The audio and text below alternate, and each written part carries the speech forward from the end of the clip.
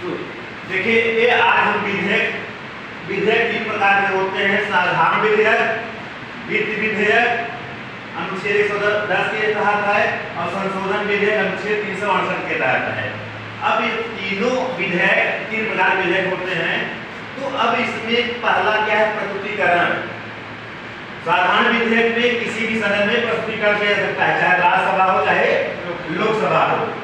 लेकिन वित्त विधेयक या धन विधेयक में केवल लोकसभा में ही आप इसको पेश कर सकते हो, प्रस्तुतीकरण कर सकते हो। लेकिन यहाँ संशोधन विधेयक जो अनुच्छेद 368 के तहत है, ये किसी भी सदन में चाहे राज्यसभा में चाहे लोकसभा में इसको पेश करते हो।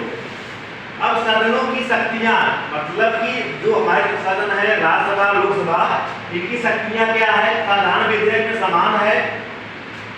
लेकिन धन विधेयक या वित्त विधेयक में लोकसभा को विशेष अधिकार है।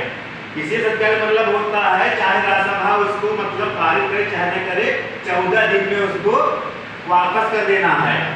हाँ, वो बाध्य है उसका, मतलब यहाँ लोकसभा क्योंकि बहुमत में होता है, इसलिए यहाँ धन विधेयक पे विशेष इसको पावर है।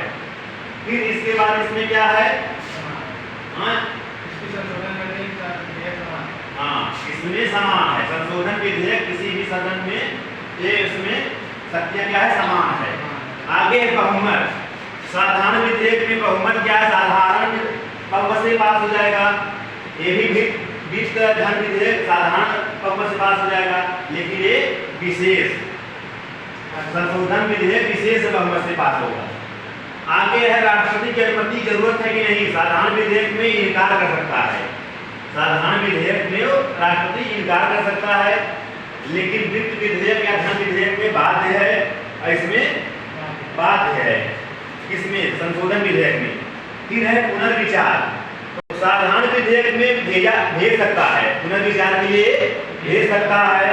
इसमें हाँ, धन विधेयक में नहीं भेज सकता और यहाँ भी संशोधन विधेयक में नहीं भेज सकता।